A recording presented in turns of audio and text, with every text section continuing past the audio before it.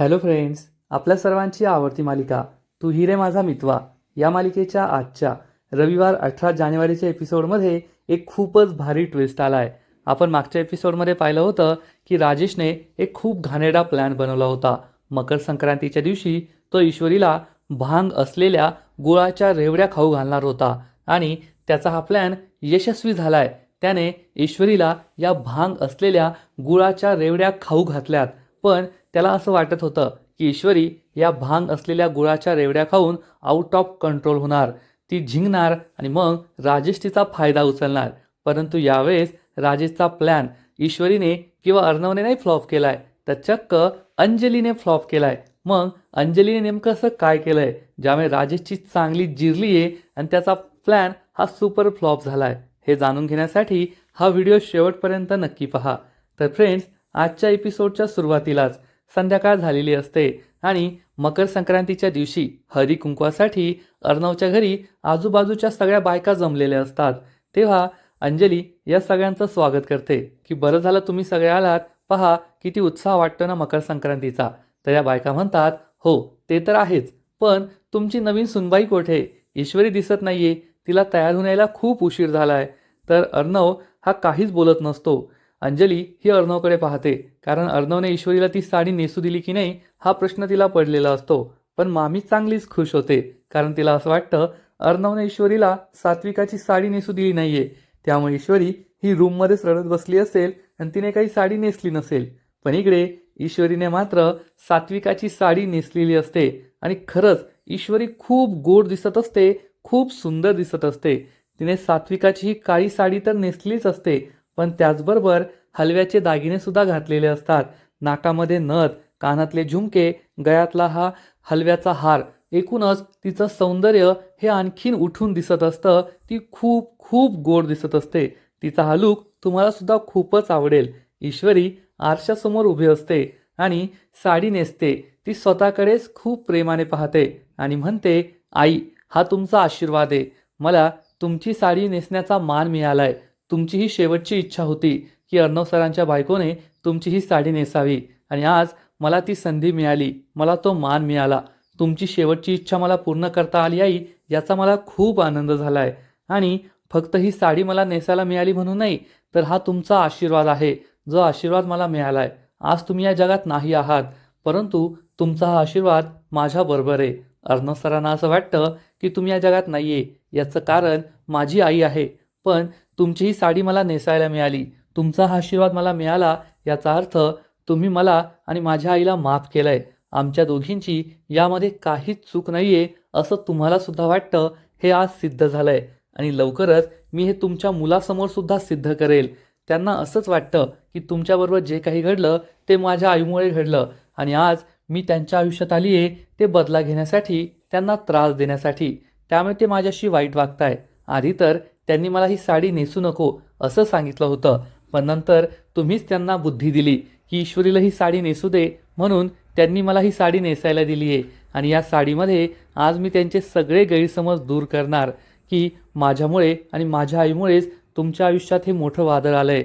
तुम्ही हे जग सोडून गेलात, हे गैरसमज मी नक्कीच दूर करेल असा विचार ईश्वरी करते. स्वतःकडेच पाहते. ईश्वरी ही खरंच खूप सुंदर दिसत असते, खूप गोड दिसत असते. तर इकडे बायका अंजलीला पुन्हा तोच प्रश्न विचारतात की अजून ईश्वरी का नाही आली, तिला तयार होऊन यायला खूपच वेळ लागला ना? तर अंजली सांगते, हो हो येईल ती, ती पहिल्यांदाच तयार होते ना, तिची पहिली संक्रांत आहे, मग छान तर तयार होतच असेल. तर मामी लगेच टोमणा मारते, अहो काय सांगू तुम्हाला, आमची ती ईश्वरी ना, ती मिडल क्लास घराण्यातली आहे, गरीब घरातली. इतक्या मोठ्या घरचा मकर संक्रांतीचा सोहळा, इतके सारे भारी भारी दागिने, साड्या तिने पहिल्यांदाच पाहिले ना, म्हणून ती गडबडून गेली असेल. हे ऐकून अंजलीला खूप राग येतो. अर्णवसुद्धा मामीकडे रागारागाने पाहतो. मामीची फालतू बडबड सुरूच असते. तेव्हा मामाला समजतं की अर्णव चिडलाय आणि तो अर्णवला इशारा करतो, जाऊ दे काय ऐकतो तिचं, मूर्ख आहे ती एक नंबरची. तर हळदी कुंकवाला आलेली एक बाई मात्र वल्लरीला चांगलाच टोमणा मारते, अहो हे तर ईश्वरीचं नटण्या मोरडण्याचं वय आहे, ती नाही नटणार मग का आपण नटणार का? मामीला खूप राग येतो आणि ती चिडून विचारते, तुम्हाला काय म्हणायचंय? ती तरुण आहे आणि मी काय म्हातारी झाली का? मी अजून सुद्धा तरुण आहे. आणि हे ऐकून अंजली खुदू खुदू हसू लागते. तर मामा मात्र वल्लरीला टोमणा मारतो. आकाश, पाहिलं का, ज्या दिवशी तू म्हातारा होशील ना त्या दिवशी सुद्धा तुझी आई ही 16 वर्षांची तरुणीच राहणार आहे. तर आकाश म्हणतो, काय डॅड, काय बोलताय तुम्ही? तर मामा म्हणतो, अरे चेष्टा मस्करी करण्याशिवाय आपण तिच्याबद्दल काय करू शकतो, तेवढंच आहे आपल्या हातात. आणि आकाश पुन्हा हसू लागतो. मामासुद्धा जोरजोरात हसतो. आणि त्याच वेळेस नम्रता तेथे येते. नम्रताला पाहून अंजली तिला हाय करते. तर नम्रताला पाहून आकाश पूर्ण फिदाच होतो आणि नम्रताशी बोलायला जातो. आणि हे दोघे एकमेकांशी बोलताय हे पाहून मामीचा चांगलाच जळफळाट होतो. आकाश नम्रताला विचारतो, तू का आलीस? मी तुला घ्यायला आलो असतो ना, मला एक फोन करायचा होता. तर नम्रता म्हणते, सर त्याची काही गरज नाही आहे, मी आले माझी माझी. आणि त्याच वेळेस ईश्वरी ही रूम बाहेर येते. नम्रता तिला पाहते आणि म्हणते, पहा इशूसुद्धा आली. आणि सगळेजण ईश्वरीकडे पाहू लागतात. ईश्वरी खरंच सात्विकाच्या साडीमध्ये आणि हलव्यांच्या दागिन्यामध्ये खूप सुंदर, खूप गोड दिसत असते.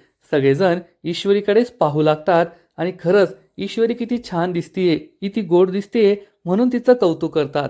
अर्णव हे सगळं ऐकत असतो पण तो ईश्वरीकडे पाहतच नाही. त्याला ईश्वरीचा राग आलाय त्यामुळे तो ईश्वरीकडे पाहतच नाही. ईश्वरी ही जिन्यावरून खाली उतरत असते. बॅकग्राऊंडमध्ये सुंदर बॅकग्राऊंड म्युझिक सुरू असतं आणि सगळेजण ईश्वरीकडे एकटक पाहतच असतात, तिचं कौतुक करत असतात की ईश्वरी किती सुंदर दिसतीये, किती गोड दिसतीये. पण अर्णव तिच्याकडे पाहतच नाही. ईश्वरी जिन्यावरून खाली उतरते. नम्रता आणि ईश्वरी एकमेकीला घट्ट मिठी मारतात. नम्रता म्हणते, खरंच ईश्वरी किती सुंदर दिसते तू, किती गोड दिसते आणि या साडीने तर तुझं सौंदर्य आणखीनच वाढवलंय. हे ऐकून मामी तोंड वाकडं करते. ईश्वरीला खूप आनंद झालेला असतो. तेव्हा नम्रता ही अर्णवला म्हणते, काय जीजू, मी तुमच्या घरी आली आहे, आज मकर संक्रांत आहे आणि तुम्ही माझं तोंड नाही गोड करणार का? मला तिळगुळ नाही देणार का? अर्णव हा नम्रताकडे पाहतो आणि त्याच वेळेस नम्रताच्या बाजूला उभी असलेली ईश्वरी त्याला दिसते आणि ईश्वरीला पाहताच त्याची नजर ईश्वरीवरच थांबते. तो ईश्वरीकडे एकटक पाहतच राहतो. ईश्वरी खरंच खूप सुंदर, खूप गोड दिसत असते आणि अर्णव तिच्याकडे एकटक पाहतच राहतो. ईश्वरी सुद्धा त्याच्याकडे एकटक पाहत राहते. अर्णवला ईश्वरीचा कितीही राग आलेला असला तरी त्याची ईश्वरीवरची नजरच हटत नाही. तो ईश्वरीकडे एकटक पाहतच राहतो. घरातील सगळ्यांच्या लक्षात ही गोष्ट येते. मामा, आकाश, अंजली, नम्रता सगळ्यांना समजतं की अर्णव हा ईश्वरीवरच थांबलाय, तिच्याकडेच एकटक पाहतोय. त्यामुळे सगळे त्याच्याकडे आश्चर्याने पाहत असतात. तर मामीचा मात्र चांगला जळफाट होतो की एवढं करून सुद्धा, यांच्यामध्ये एवढे गैरसमज निर्माण करून सुद्धा अर्णव हा ईश्वरीकडेच पाहत बसलाय. ईश्वरी खूप लाजते. ती सुद्धा अर्णवकडे पाहून स्माईल करते. सगळेजण अर्णव आणि ईश्वरीकडे पाहत असतात, स्माईल करत असतात. ही दोघे एकमेकांकडे कसे पाहताय, एकमेकांवरच फिदा झालेत. तेव्हा नम्रता ही अर्णवला म्हणते, काय जिजू, मी तुम्हाला तिळगुळ मागितलेत, आज काय तुम्ही फक्त इशूकडेच पाहत बसणार आहे का? तुमची तर नजरच हटत नाही तिच्यावरून. तेव्हा अर्णव भानावर येतो.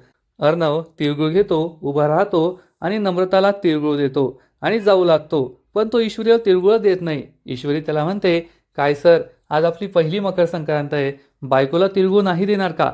आणि ती अर्णवकडे तिळगुळ मागते, हात पुढे करते. मामीला असं वाटतं अर्णव काही आता ईश्वरीला तिळगुळ देत नाही आणि घरात चांगलाच मोठा गोंधळ होईल. अर्णव ईश्वरीवर खूप चिडेल. पण अर्णव हा ईश्वरीवर फिदा झालेला असतो आणि ईश्वरीने तिळगुळ मागितलाय म्हणून तो ईश्वरीला तिळगुळ देऊ लागतो. ईश्वरी खूप खुश होते.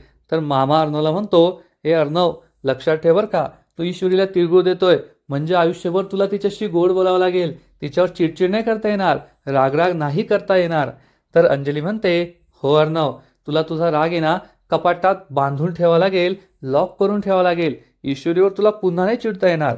तर ईश्वरी म्हणते, हो ताई, मी त्यांचा राग आहे ना कायमचा घालवणार आहे, म्हणजे ते पुन्हा कधी चिडलेच नाही पाहिजे.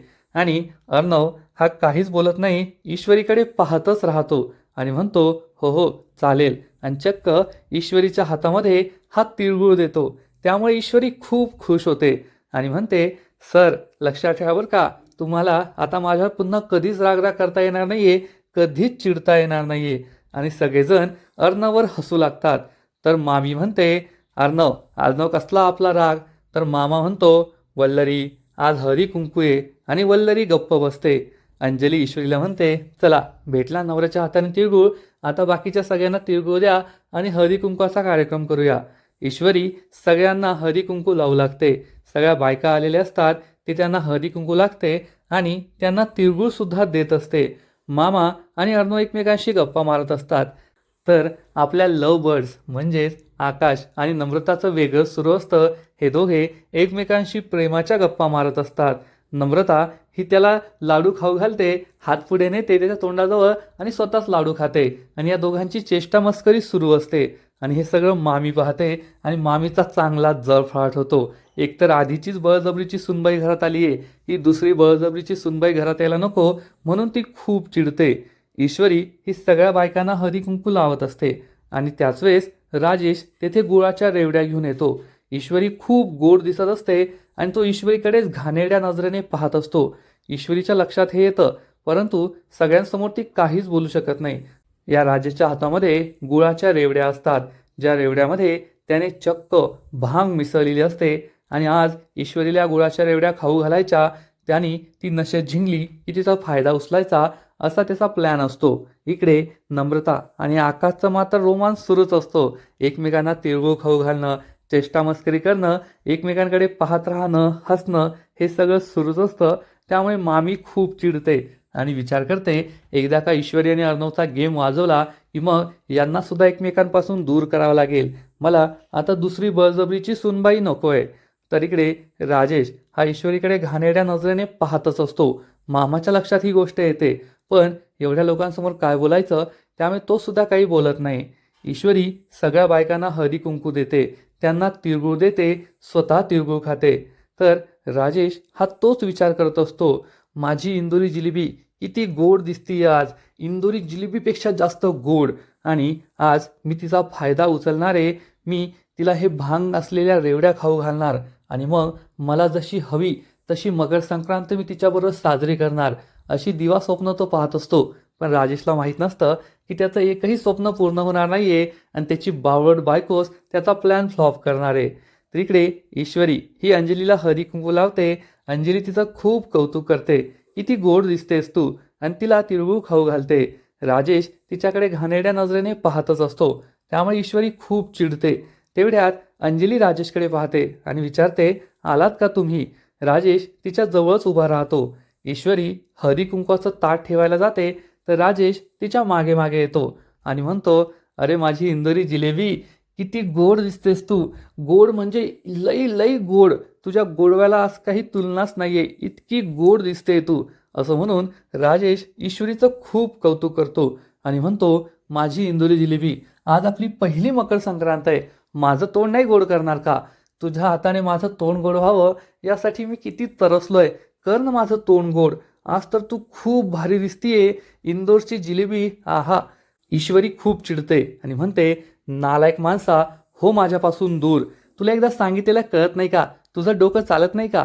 तर राजेश म्हणतो, अगं तू इतकी गोड दिसतेस ना, इतकी सुंदर दिसतेस की तू माझ्या समोर आलीस ना की माझं डोकं चालतच नाही, माझं डोकं बंद पडतं, फक्त माझं हृदय चालत असतं. ईश्वरी इंदोरी जिलेबी धगधग, इंदोरी जिलेबी धगधग असंच ते फक्त म्हणत असतं.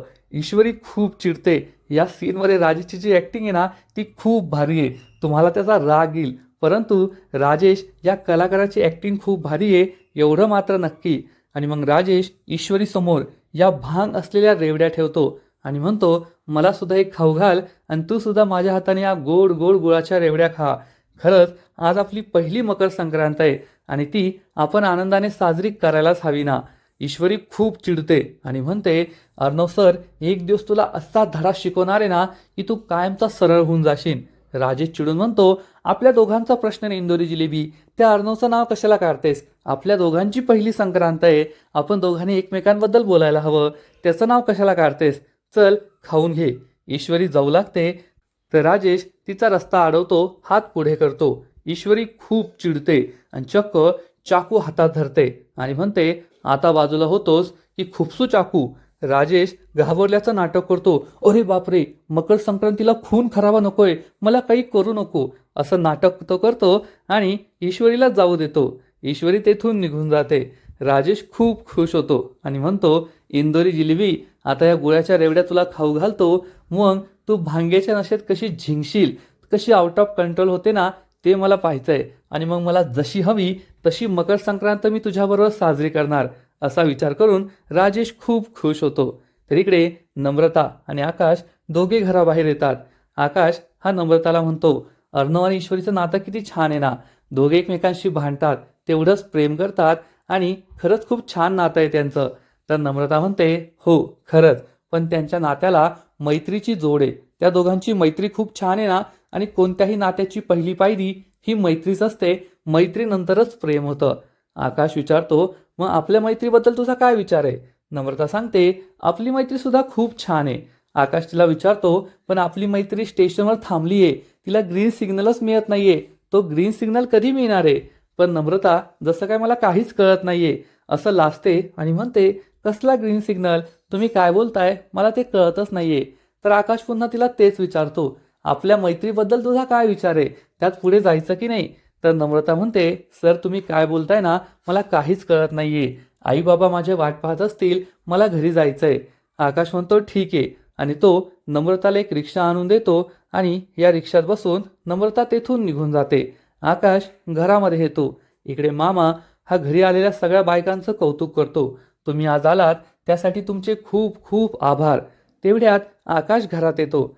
मामी त्याला विचारते, काय रे कुठे गेला होतास? घरातले सगळे येथे, मग तू बाहेर काय करत होतास? तर आकाश सांगतो, मी नम्रताला रिक्षात बसून द्यायला गेलो होतो. मामी चिडून विचारते, कशाला, तुला काय दुसरं काम नाहीये का? आणि ती नम्रता काय कुकुलं बाळ आहे का तिला रिक्षात बसून द्यायला? तिची ती गेली असती ना. मामी खूप चिडलेली असते. मामाच्या हे लक्षात येतं की आज गोंधळ नकोय घरात, तमाशा नकोय. त्यामुळे तो अंजलीला इशारा करतो की विषय बदल. आणि अंजली लगेचच विषय बदलते की आज ईश्वरीने किती छान तिळगुळ बनवले होते ना, खूप भारी.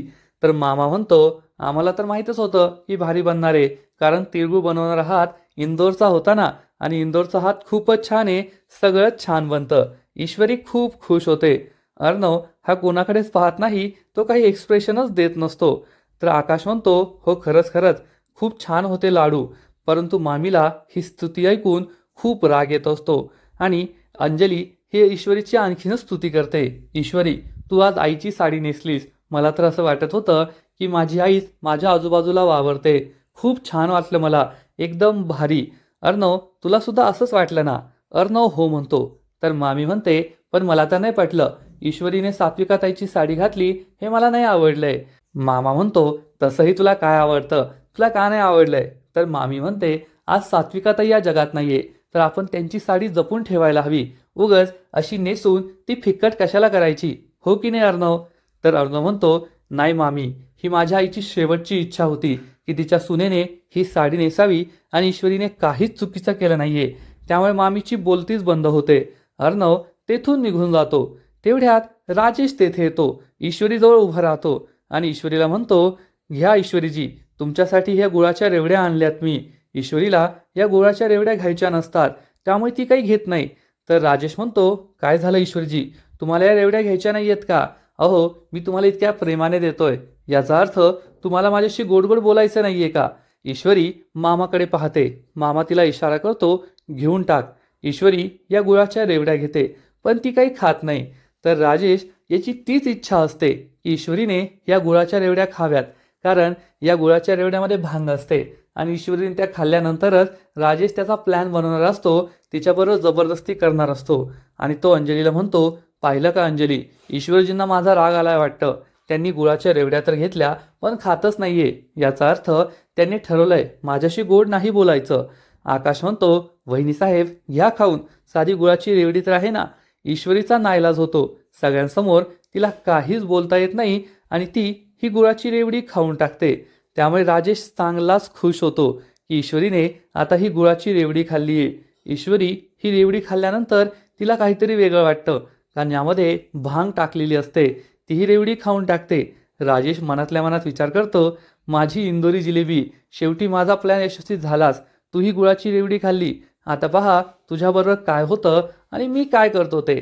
मला जशी हवी होती ना तशीच मकर संक्रांत मी तुझ्याबरोबर साजरी करणार, माझी गोड गोड इंदोरी जिलेबी, असा विचार करून राजेश चांगलाच खुश होतो. तर फ्रेंड्स, तू ही रे माझा मितवा या मालिकेचा आजचा एपिसोड खरंच खूप भारी होता. ईश्वरी आणि अर्णव या दोघांची पहिली मकर संक्रांत छान साजरी झाली. ईश्वरी तर खूप सुंदर, खूप गोड दिसत होती, अर्णव सुद्धा हँडसम दिसत होता. पण राजेशचा प्लॅन यशस्वी झालाय. राजेशने ईश्वरीला भांग असलेल्या गुळाच्या रेवड्या खाऊ घातल्यात. मग आता राजेशचा पुढचा प्लॅन यशस्वी होणार का? तो ईश्वरीवर जबरदस्ती करेल का? आपल्या मनासारखी मकर संक्रांत साजरी करू शकेल का? तर नाही, याचं उत्तर नाहीये. कारण या मालिकेच्या पुढील एपिसोडमध्ये एक खूप भारी ट्विस्ट येणार आहे. मग नेमकं घडणार तरी काय? तर फ्रेंड्स, पुढील एपिसोडमध्ये आपण पाहू की जेव्हा राजेश हा ईश्वरीला गुळाची रेवडी दिल्यानंतर आपल्या रूममध्ये येईल, तेव्हा अंजली त्याला सांगणार की काय राजेश, तुम्ही काल जी एक्सपायर झालेली गुळाच्या रेवडीचा बॉक्स ठेवला होता ना, तो तसाच त्या ड्रॉवरमध्ये होता. तुम्ही तो फेकूनच दिला नाही. त्यामुळे मी तो बॉक्स फेकून दिला आणि त्यानंतर वेगळा नवीन गुळाच्या रेवडीचा बॉक्स मागवला. हे ऐकून राजेशच्या पायाखालची जमीनच सरकेल. राजेशला कळेल की मी आता ईश्वरीला जी गुळाची रेवडी खाऊ घातली ना, ती भांगवाली नव्हती, तर ती नवीन रेवडी होती जी नॉर्मल होती. आणि भांगवाली तर अंजलीने आधीच कचऱ्याच्या डब्यात फेकून दिली आहे. त्यामुळे राजेश हा तिच्यावर खूप चिडणार. काय तू असं केलंस, मूर्ख कुठली, तुला कुणी हे करायला सांगितलं होतं? आणि राजेशचा हा राग पाहून अंजलीला जबर धक्काच बसेल. तिला कळणारच नाही की राजेश असा का चिडलाय. उलट तिने तर योग्यच केलंय. एक्सपायर झालेली गुळाची रेवडी फेकून दिली आणि नवीन चांगली मागवली. मग राजेश का चिडतोय हेच तिला समजत नाही. कारण तिला तर माहीत नसतं की आपला नवरा हा रावण किती मोठा राक्षस आहे हे तिला माहीत नाहीये. तिला तर वाटतं आपला नवरा हा तर खूप चांगला आहे, पण त्याचं खरं रूप तिला माहीत नाहीये. त्यामुळे राजेश सुद्धा आपला लगेच तोरा बदलतो. त्याला कळतं की अंजलीला आश्चर्य वाटतंय की आपण का चिडलोय आणि तो हे नंतर सगळं सांभाळून घेणार. पण त्याचा घाणेरडा प्लॅन अयशस्वी झालाय एवढं मात्र नक्की. तर इकडे ईश्वरी खूप खुश असेल. अर्णव तिच्या रूममध्ये असणार तेव्हा ईश्वरी त्याला म्हणणार, सर तुम्ही मला तुमच्या आईची साडी आज नेसू दिली, याचा अर्थ तुम्हाला सुद्धा पटलंय ना की माझ्या आईचा आणि माझा यामध्ये कोणताही वाईट हेतू नव्हता, वाईट प्लॅन नव्हता. तुमच्या आईबरोबर जे घडलं त्यात माझ्या आईचा कोणताही हात नाहीये हे तुम्हाला सुद्धा पटलंय. तुमचे सगळे गैरसमज दूर झाले आहेत ना, आणि तुम्ही आज हे मान्य केलंय की मी तुमच्या आईची सून आहे. याचा अर्थ मी तुमची कोण आहे सांगा बरं? हे ऐकून अर्णव खूप चिडणार. कारण ईश्वरी ही त्यांना पुन्हा पुन्हा उकसवते, मला तुमची बायको म्हणा, मला तुमची बायको म्हणा. पण अर्णवचा राग अजून गेलेला नाहीये. जोपर्यंत अर्णव समोर पुरावे येत नाही तोपर्यंत अर्णव ईश्वरीच्या आईला आणि तिला माफ करणार नाही. त्याचा राग पूर्णपणे जाणार नाही एवढं मात्र नक्की. पण ज्या दिवशी पुरावे समोर येतील त्या दिवशी मामीचा या घरातला शेवटचा दिवस असेल हे मात्र खरं. तर फ्रेंड्स, तुम्हाला सुद्धा तू ही रे माझा मितवा ही मालिका आवडते ना? नक्कीच कमेंट करून सांगा. आणि या मालिकेचे असेच नवीन नवीन अपडेट्स सर्वात आधी जाणून घेण्यासाठी व्हिडिओला लाईक करा, शेअर करा, चॅनलला सबस्क्राईब करून बेल आयकॉनवर क्लिक करा. म्हणजे या मालिकेचे नवीन नवीन एपिसोड तुम्हाला सर्वात आधी पाहायला मिळतील. खूप खूप खूप धन्यवाद.